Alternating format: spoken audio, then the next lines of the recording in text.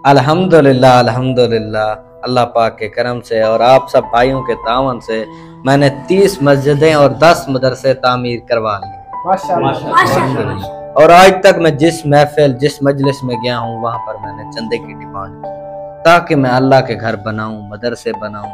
तो अभी भी हमारी एक मस्जिद ज़ेरे तामीर है। आप सब भाइयों में से जो तावन करना चाहे हमसे रब्ता।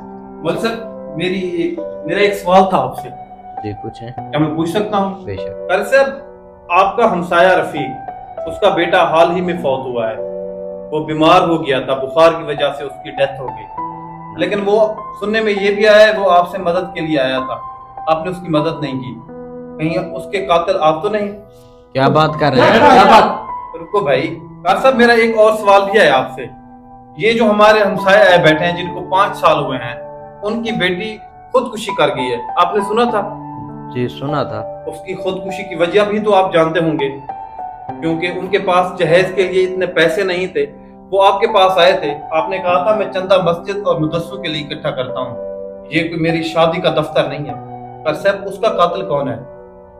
ये तुम क्या बात कर रहे हो? क्या रुके भाई, मैं कारी साहब के खिलाफ नहीं हूँ, मैं इस पूरे सिस्टम के खिलाफ हूँ।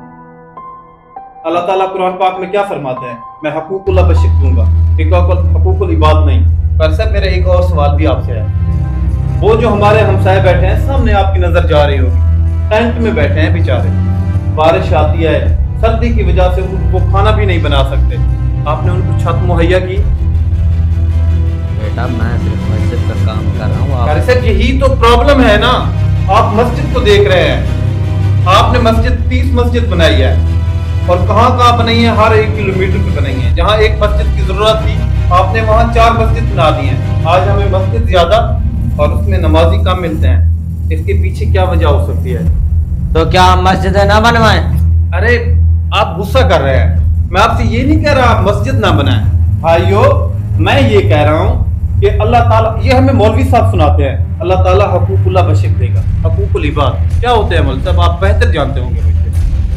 अच्छा मैं दूसरे पॉइंट पे आता हूँ। आपने मस्जिद बनवाई, आप सल्लल्लाहु और अल्लाह ताला ने हमें एक ही दीन दिया है जो कि हमारा मजहब है इस्लाम, जिस पे हम पैरा हैं, अमल करते हैं, 5 नमाजें, यहाँ तक तो समझ आती है। आपके यहाँ मौलवी कहते हैं कि फलां मस्जिद में न जाएं, वो वहाबियों की है, वो देवबंदियों की है। ये फिरका वारियत क्या है? आपने भी घुटनों से ऊपर तलवार उठाई हुई है। आप मुझे दीन सिखाएंगे? नहीं, ये अंग्रेजों वाला लिबास पहन के, ये गुस्ताख है, ये गुस्ताख है। निकालो इसे। आइयो एक मिनट, मेरा आखिरी सवाल रहता है मतलब, मैं चला जाऊंगा, अल्लाह ताला के घर से मुझे कोई नहीं निकाल सकता। मैं आपसे ये पूछना चाहता हूँ, आपने तो कोई, आप भी एक फिरके पे अमल कर रहे होंगे, आपका क्या फिरका है? ओए तू जा, तो मुफ्ती है कोई? कारी साहब मैं आपसे पहले कह चुका हूँ मैं आपके खिलाफ नहीं हूँ। मैं आपसे एक और सवाल पूछता हूँ, ये जो रिवायतें हैं ये किसने बनाई हैं? आप जैसे और हम वो जैसे इंसानों ने ना, मैं इनके खिलाफ हूँ जो एक्स्ट्रा आई हुई है। क्या मेरा सवाल पूछना हक नहीं है आपसे? पहले जाके दीन सीखो, निकालो इसे मस्जिद से।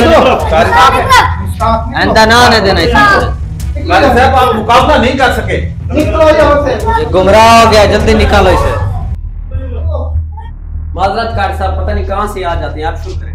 आइंदा ना आने देना ऐसे बंदों को। जी बिल्कुल। गुमराह लोग। हमारी इस वीडियो का मकसद ये नहीं है कि लोग मसाजिद तमीर ना करवाएं। हमारा मकसद सिर्फ ये है कि आप हकूक़ अल्लाह पूरे करने से पहले हकूक़ुल इबाद का ख्याल करें। ज़रा सोचें, ऐसी इबादत का क्या फ़ायदा जब आपके आसपास के लोगों के पास 2 वक्त की रोटी मुयस्सर ना हो। कोशिश करें उम्रे, हज करने या मसाजिद तामीर करने से पहले गरीबों को छत और 2 वक्त का खाना फराहम करें।